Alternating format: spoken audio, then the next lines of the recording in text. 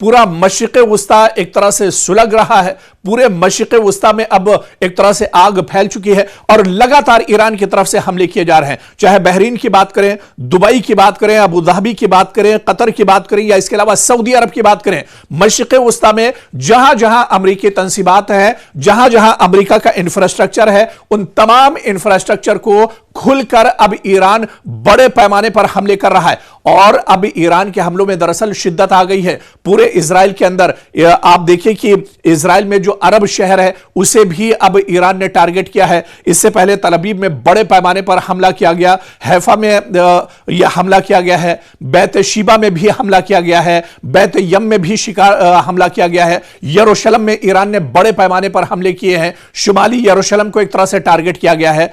तो अब इजराइल दरअसल महफूज नहीं है और इजराइल से बड़े पैमाने पर तबाही की तस्वीरें निकलकर सामने आ रही हैं।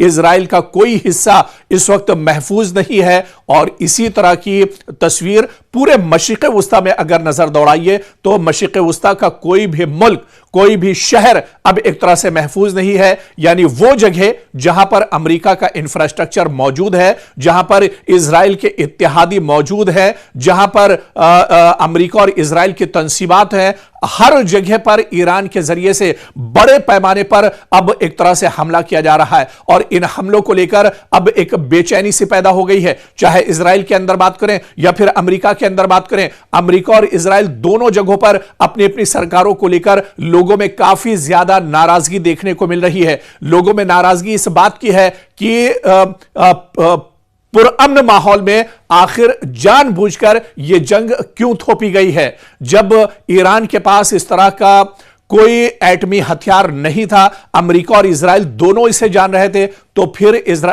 ईरान के ऊपर यह जंग क्यों थोपी गई। और इसमें जो सबसे ज्यादा परेशानी उठानी पड़ रही है वो इजराइल और अमेरिका के अंदर मौजूद आम लोगों को एक तरह से उठानी पड़ रही है। इस बीच डोनाल्ड ट्रंप का बड़ा बयान आया है। डोनाल्ड ट्रंप ने कहा है कि अब ईरान के अंदर जो एनर्जी या फिर गैस और ऑयल के जो तंसीबात हैं उन्हें निशाना नहीं बनाया जाएगा। दरअसल इजराइल ने अनजाने में यह हमला कर दिया था। ऐसे में डोनाल्ड ट्रंप ने इजराइल से भी यह कहा है कि ईरान के अंदर मौजूद किसी भी ऑयल एंड गैस या एनर्जी के प्लांट को निशाना न बनाया जाए, क्योंकि ईरान ने और पासदाराने इनकलाब ने अब यह खुले अल्फाज में कहा है कि अगर ईरान के अंदर कोई गैस और या इसके अलावा ऑयल या एनर्जी के जो तंसीबात हैं, जो प्लांट हैं या कोई प्रोजेक्ट है, उस पर अगर हमला अमेरिका या इजराइल की तरफ से किया जाता है तो इजराइल के अंदर जितने भी एनर्जी या गैस एंड ऑयल के जितने भी प्रोजेक्ट हैं और जितने भी बड़े मंसूबे और तंसीबात हैं उन्हें एक तरह से ईरान तबाह बर्बाद कर देगा।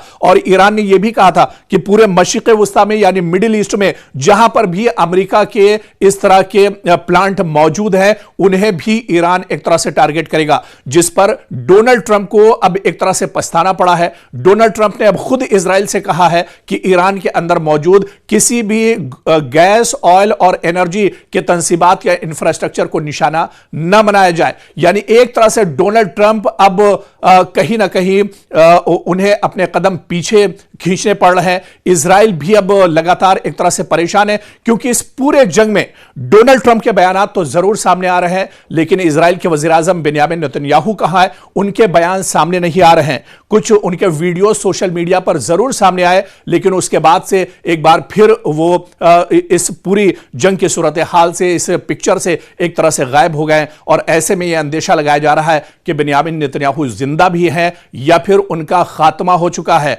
और ऐसे में इजराइल के अंदर हाहाकार मचा हुआ है। इजराइल के अंदर लगातार हंगामी सूरत हाल बनी हुई है। इजराइल के अंदर अफरा तफरी मची हुई है, क्योंकि इजराइल के अंदर कोई भी जगह अब एक तरह से महफूज नहीं है जहां पर ईरान अटैक ना कर रहा हो। ईरान लगातार ड्रोन के जरिए से, ईरान अपने लेटेस्ट और जदीद हथियारों के जरिए से, मिसाइल के जरिए से अब इजराइल को लगातार निशाना बना रहा है।